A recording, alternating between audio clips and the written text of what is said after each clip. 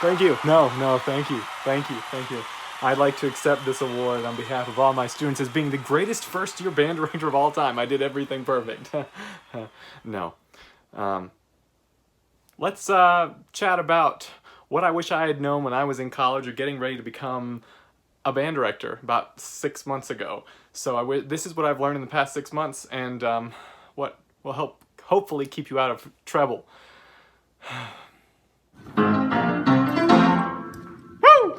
Okay, so this is actually just an award I won when I was in high school. It's pretty nifty. Just gonna set this back over here. Legitimately welcome. So, winter concert's done now. Here's some great photos done by Ryan Gilmore. He's fantastic at Panther Creek. Shout out to you, parent. He's awesome. Now that we're on Christmas, winter break, whatever you want to call it, I guess I'm finally here to tell you what are some things I've learned. So here we go. Dear future band directors. Okay, first things first. Record your band often. Our ears are not as great as someone that's been doing this for 30 years or more. I don't care if you have perfect pitch. That's great and all. I'm sure that helps you out a lot, but we just don't pick up, or we don't have the ears that are capable to pick things up the first time we may hear it. We may be listening for, okay, here comes the clarinet melody, oh, and then it's going to transfer a hand off to the flutes. That's great. That's a level of understanding we have, but there's this whole other background layer that we're not even listening for. And if we only get one shot at it every time we run a piece or work on a section, we're going to be out of a bunch of information. So I highly recommend recording your groups as often as possible and listening back to them, taking notes, and going from there. It's super helpful, especially for our young ears. I don't care how well trained you are, how many ear training classes you've had. As a young director, make sure you record your groups often and listen back and make notes. Heck, it's even great for the kids. Make sure that they get a chance to listen back if there's time available for them to do that, and hopefully there is, because they are their own worst critic, and they may catch things that maybe you didn't catch because they know their part maybe a little bit better than you know their particular line on the music, and you're listening for bigger picture things. So it's great to hear their critique, it's great to hear your critique, and let them hear what you've been saying, perhaps in rehearsal over and over again, and they're like, oh yeah, you are telling the truth. It's important for them to hear that. So record often. I think this is another important thing that is crucial to any director at any time, but especially young directors. You need to sit down Sunday nights, Saturdays, I don't care, anytime during the weekend, and you need to plan out your entire week, whether that be an outline, whether that be just a rough goal that you're going for every day. The week needs to have a skeleton at least when you go to bed Sunday night, so that you don't wake up, go to school, and wing it on Monday. Or if you just plan a day ahead of time. I know as band directors, unlike many other core subjects perhaps within the public school system, our lesson plans can change like this on a dime, because you know our art is live performance and things change all the time on a dime. Perhaps Susie's not here today, so you know the flutes now are more exposed, and you hear this thing you have to fix that you didn't even know was a problem until just then, or you know such and such just got braces, or whatever the case is. You have to, I mean, things can happen just like that. So oftentimes as band directors, our plans change, and it's important to have a game plan of what you want to do for the week. And if that doesn't work out and you have to make changes, great. But it's such a comforting feeling, not only for you but for your students, because believe it or not, they can tell if you're winging it. You need to know where you're going with things and not just winging it. I speak from experience. Before I started the actual band directing thing, I used to just plan a day ahead, and that's not good enough once you get out on your own. So Sunday nights, plan out the entire week. As much pain as it might cause you to get into Smonday, I think is what they call it, when Sunday starts to feel like Monday. But I think it's the best time because, you know, marching band takes up your Saturdays. Just use Sunday afternoon, evening to quickly just do like a little grid. I just plan out, okay, concert band, we're doing this. Symphonic band, we're doing this. Okay, this is the plan for this week. This is what we're doing. Oh, these are the announcements I need to remember. Writing things down and having this set on Sunday helps you out for the entire week.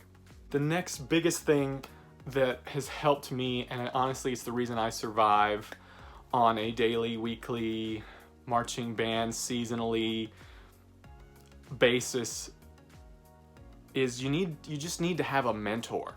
It doesn't have to be the assigned mentor you have, and it's great to have multiple mentors, but there needs to be one person in particular that you can run to, call, text at any time of day, and you know they're going to get back to you, and you can trust every word they say. For me, that's my high school band director. Anytime I need advice, I need something, I just need to vent, and somebody more than likely agree with me or tell me that I'm in the wrong and I've got this big head and I need to shut up. It is my high school band director, Trey Harris. So shout out to you, because he is fantastic, and he's the reason and him and Mr. Scott Allred are the reason I'm really doing this job, because they were such great band directors, and I've taken a lot of what, they've given me, put it into my little melting pot of the teacher I'm going to be, and that's who I've become. I'm like a miniature version with a bunch of other things that I've grabbed from all my other experiences at Cadets and student teaching and college and all of these other things. So have that person you can go to, because there are going to be days, as I'm going to hit on shortly, there are going to be days where you want to run to somebody, or you want an answer, or you just need advice on something, or you feel like you're the worst band director in the world, and there are those days that are going to happen. So you need to have this person, like someone that you can just run to, period, point blank, and they'll be like, yeah, this is what you're doing, this is what you need to do, you're fine, breathe. And yeah, have a mentor. It is like the best thing you can do for yourself. As a lighthearted person, I think I'm going to hit two of my topics with this one little entry here, is when you start your year, you need to start your classroom the way you want to start it. My best advice is to start off strict and then dwindle down and be the lighthearted you the longer your kids are in the program. This may not work in every situation, but especially if you're brand new, it works. Also, you have to know the kids you're working with. Obviously, there are certain kids that need a little more lighthearted and casual you, and there are kids that need the stern side of you. You have to know when the time is to push those switches and make those virgins come out. So again, starting off strict and eventually going lighter, or a combination of both. That sort of leads into a different topic of being genuine.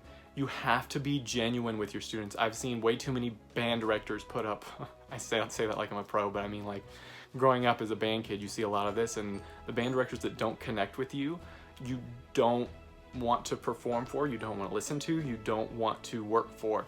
So you have to be genuine, just like I've been trying to be on this channel. Clearly I'm wearing a t-shirt. I'm at my parents' house for the holidays, for Christmas and New Year's, and I'm just coming at you as genuine as I can. And it's important to be the same way in your classroom, is to not put up a front, and to, while still be the teacher, you're not their friend, quote unquote, be a mentor, be inspirational, be hopeful, and just be you, and teach that way, and teach them life lessons and ways you would want to be taught. And that again is a springboard into the next topic of, you gotta know your kids.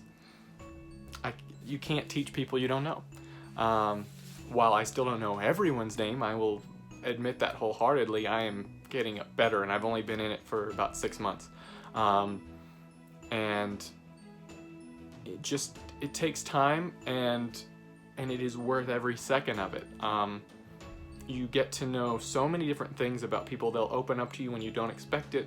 You'll learn things that will change the way you think about teaching them, and it makes you a better teacher overall, a better band director in this case, because we interact with kids on something that requires them to be emotionally vulnerable, which is music. If we really want to get the most out of them, requires them to do all of those skills. Like, they have to do math, they have to do literacy, music literacy especially, they have to read a different language, they have to know what these Italian terms mean, sometimes French words, they have to know so many different skills and be able to apply them.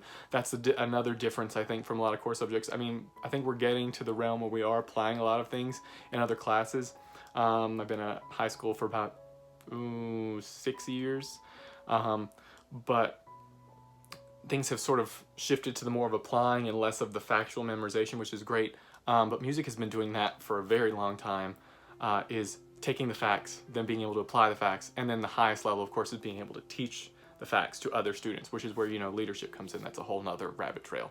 So yes, you need to know your student by name, and you need to know them, more importantly, probably, I mean, the names definitely have a lot to do with it, but getting to know them as people is one of the greatest things I can give you for advice, because it makes your job that much easier, and you have a better time, they have a better time, they want to work for you. And yeah, don't just go through the motions, because we ask them not to go through the motions for us. This next tip is appropriate because I just haven't been wearing this t-shirt, but you need to get out of the office. I think so much as a band director, it's so easy to become addicted to the job and be obsessed with, you know, getting things done, score studying this, listening to this, helping kids with this, staying after school until who knows when.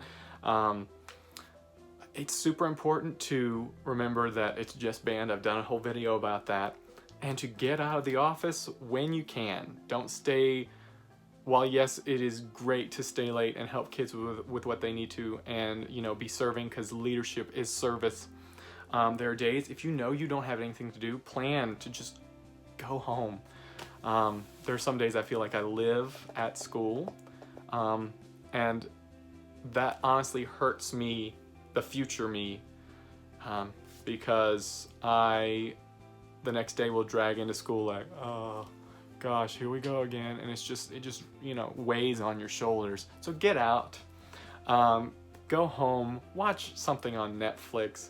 Don't lose the part of you that you were before you became a band director, whether that be video games, whatever it is you love doing, working out, hanging out with friends. Don't let that go. Unless it's negative, then you should let it go. But if it's positive things and positive interactions, you should hold on to that and still be you. Because there's a balance to everything, and you need to have the yin, the yang, in order to make sure that both are as enjoyable as possible. So, balance. Here's another good one. I am not a person that blows up very often.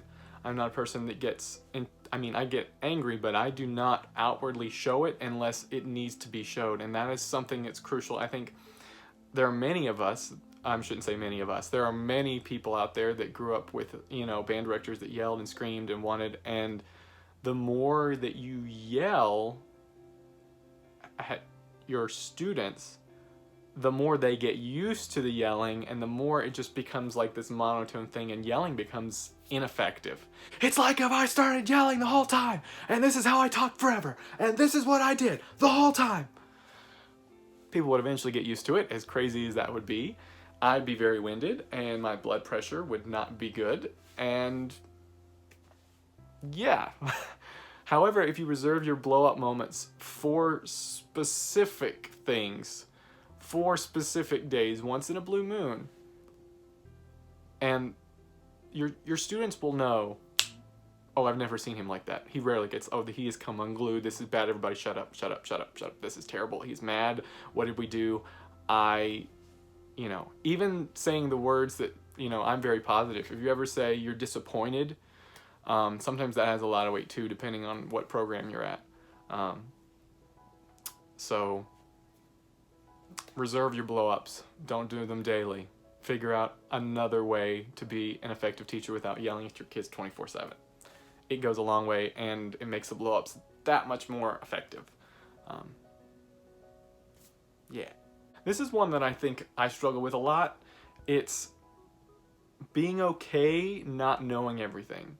Year one, 6 months. I have less than a year of teaching under my belt, and I run around. We all do at some point, and we're like, we have a degree, yes. It's okay to not know something. If you don't, tell your kids, that's a great question. If you can come back tomorrow and tell me, I'll give you blah, blah, blah Ankeny points. Or if you're like, let me check on that and I'll get back with you tomorrow, Google it after class, call your mentor, see if they know. If they don't know, well, that's an even better sign, because it makes you feel like less of someone who doesn't know anything. But again, it is perfectly okay to not know something. What's not okay is not knowing something and not doing anything about it. So, as a teacher, it doesn't mean we stop learning. Lord knows we don't.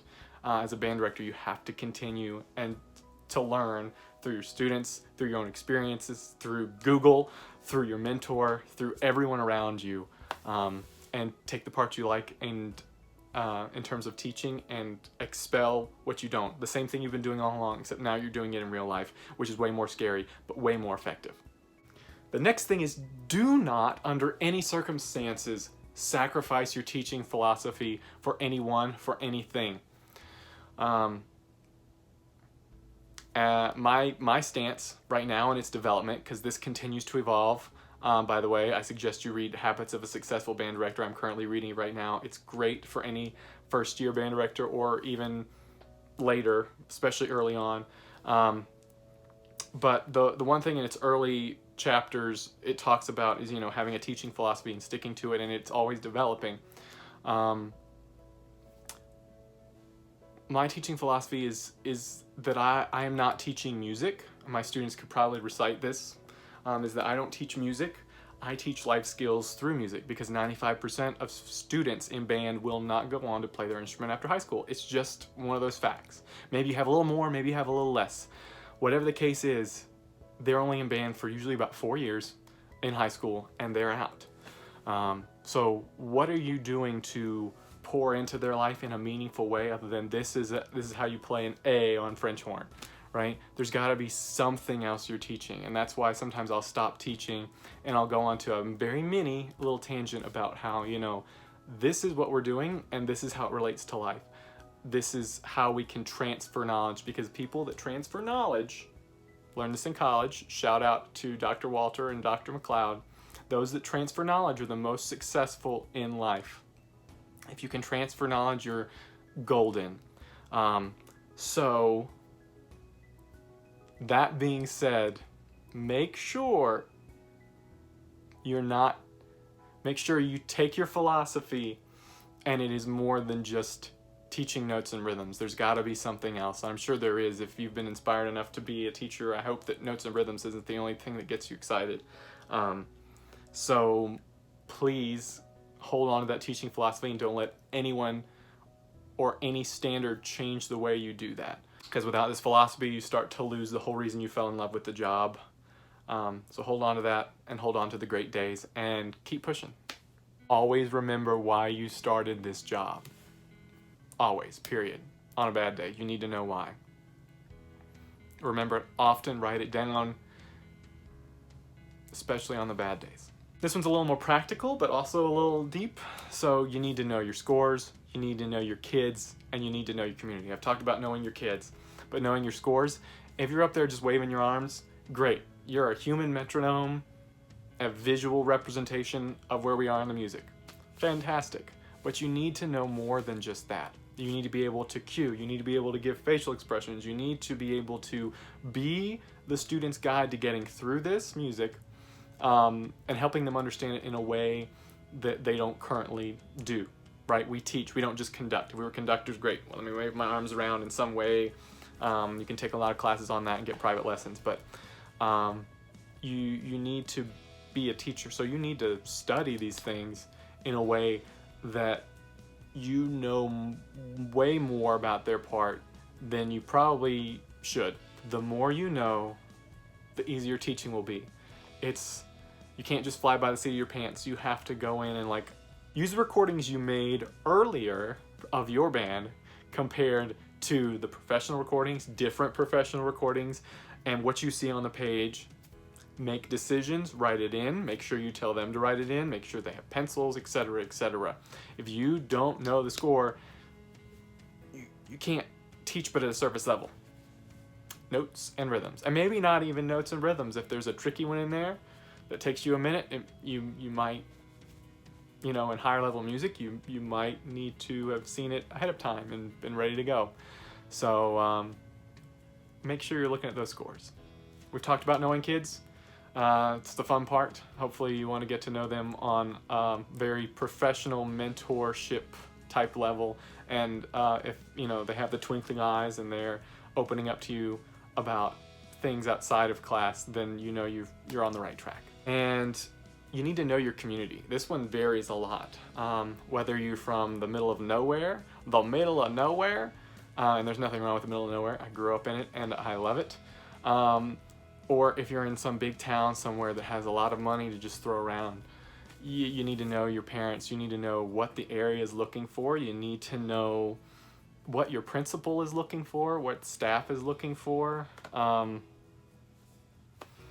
and what, yeah, I already said parents. And parents, really, you need to get to know the parents too, because they will feel like the program's in good hands, especially if you're a new band director. If you get to know them, talk to the band boosters, get involved, really, really know them. And it'll take a bit of time, especially as the new guy or gal, but it is worth all the time, and hopefully you want to get to know all of those things too about them, and what they expect and what maybe you disagree on, if it's a parent organization, etc.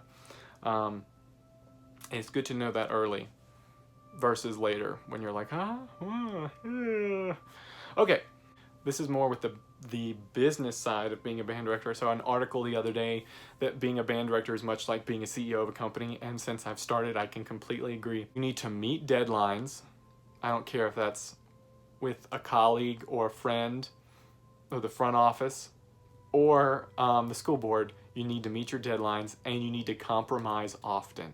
Especially as a first-year teacher, you must compromise on things you know you can bend on, at least for this year. You can't go in and change everything right off the bat. People will be like, there are certain things that you can't bend on that are crucial to your philosophy and who you are, but you have to choose which hills you're going to die on. It's super crucial that you don't go in and change their traditions, because I'm thinking back to when I was in high school. If somebody came in, let's say my high school band director got, sick or retired or something, and a new band director came in and changed everything, I would fight it all the way. So don't let them be them. And you just try to make sure everything's being professional or the way you want it in small increments. You're not going to change the world in one day. So help them to get to know you. That's part of the whole process. And then once they trust you and sort of see where you're coming from, they'll better understand why it is you want to change something, if you want to change anything at all. And again, that goes back to being genuine. You just have to be able to compromise and get things done, and let people know what you stand for. Goes back to the philosophy. But compromise, super crucial, because you can't have everything you want. That's a life lesson. It's also a band director lesson. The paperwork thing, we talked about meeting deadlines. Paperwork is monotonous, is not the fun part of your job, but it has to be done. Get it all done as much as you can early for the whole year. Plan out ahead, be organized. Without organization, you will fail as band director. So you have to have everything organized, set, a master calendar, one copy of things that are exact that go out. I don't care if you have to delay something. I said meet deadlines, but it has to be precise. Get those things out there. Get the paperwork done.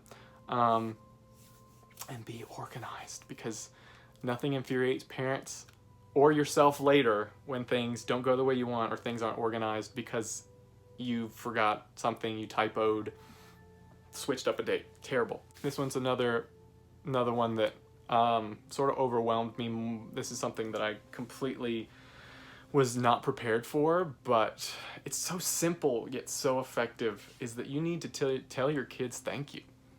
They bust their butts daily for you, musically, if you're doing marching band, visually, athletically, and it's good to pull them in at the end of the day or after class, not after class, but right at the end of class, and just say, I know we've been picking apart that one section. I know we've been running that super hard chunk 20 billion times, and we've been telling you how bad it is. But I wanted to say thank you for doing it to the best of your ability, for pushing past what you thought was possible.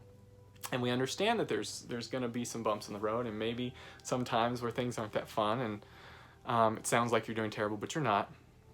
This is hard. Music is hard. And thank you. And it goes so far. Trying not to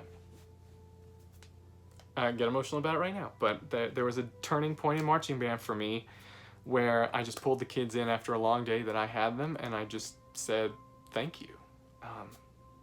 Similarly to how I did now. Of course, it was pitch black, everybody was tired, and we've been picking apart a section, and it went so far, just those 2 words, that today I still just get random thank yous that don't make any sense, but they do, and it's just all in reference back to that one day, and it's crazy. So they tell you thank you a lot. Thank you for a great class today, Mr. Ankeny. Thank you for this. And we just kind of go, oh yeah, you're welcome, you know. And then if you take a minute and stop and go, they're taking their breath and they're telling you thank you. They're legitimately not just going through the motions, like they're making an effort to say thank you. And that means a whole lot to you. It's like a cycle, right? You give them thank yous, and not thank yous they don't deserve, but thank yous that they legitimately deserve, and making sure you're doing it genuinely. They'll reciprocate that back to you. So thank you. Super important. Goes a long way. As a side note, this is going to be short and sweet and to the point. Read the IEPs, the 504s, all the things you're supposed to read, the handbook. Read them all. Read them all. Just every single word. Read them, understand them. You are liable for what's in them as a teacher, and you need to know. In college, you may not have taken those classes as seriously as you should have, maybe because they were online, maybe because the teachers weren't that understanding, or again, if they were online, they're not exactly taught per se. It's self-learning, but it's important that you read them and you know them, and it helps you best as a teacher, especially in one that's in a room that is so eclectic as a band room. You must read all of the documents. Find the time, make the time before school starts to read them. Super important. Rounding up things here at the end, we're almost done. Yeah, I'm gonna say it's okay to be afraid. You know, they say do one thing a day that scares you, and that's perfectly normal. But the thing you can't be as a band director is indecisive. That is the thing where you kind of go, and I mean, I'm guilty of it. We all have been at some point, but I'm telling you, the less indecisive you can be, this goes back to your philosophy, it goes back to knowing things ahead of time and planning ahead of time. Indecisiveness shows up in classroom management, in the way you rehearse your group.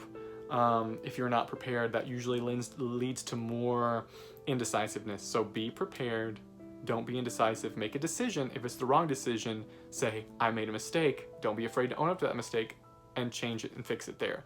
I think kids respond better to that than indecisiveness. So make a decision.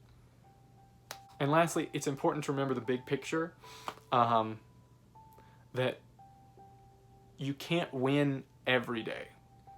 As terrible as that sounds, because we're taught to go, 100%. And while you might be giving 100% every day, there are going to be days where you mess up. Life hits you outside of school. Life comes in like this random fist in the face and punches you. But it's important to continue to push forward. And in those days where you maybe weren't your best, or the kids weren't their best, or a combination of both, or days where you're just like, I'm terrible at teaching, I just want to crawl under a rock and never do this again. It's important to remember everything we've talked about, the kids, being genuine, your philosophy, and perhaps a thank you card you got at the holidays, or some other encouraging word. Don't forget why you started. Well, we all have bad days. The pros that have been doing this for years have bad days. Their bad days may not be as drastic as ours would be, but it's important to know that we have to rise up from those days, get back on the horse. Something I learned in student teaching, thank you Brian McMath, is you have to get back on the horse even though you don't want to. Stop pouting and teach because you love it, because you're making a difference, and come in tomorrow ready to be better than you were the day before. And whew, this is quite a long video, but I'm glad you've stuck with me through it. think that pretty much wraps it up. On my 6th month, oh gosh, imagine what I'm going to say when there's a year up and there's probably a version 2.0 to this video. But dear future band directors, these are all the things that I wish I had known before starting, and I wish you the best, especially those of you that just graduated in December. I'm excited to hear about what you're doing in the comments below, where you're at. And if you have any more questions, feel free to leave them below and I'll try to answer them as quickly as I can. I hope you've enjoyed your time off. I certainly have. You spent it with family and friends back home in Virginia. And before I know it, I'll be back to work, getting ready for second semester and all the concert assessments and MPA or whatever your state calls it. Or if you don't do that, great. Whatever you're doing in the spring concert-wise, planning for marching band, good luck, everybody. And I guess until next time, we'll catch you guys later.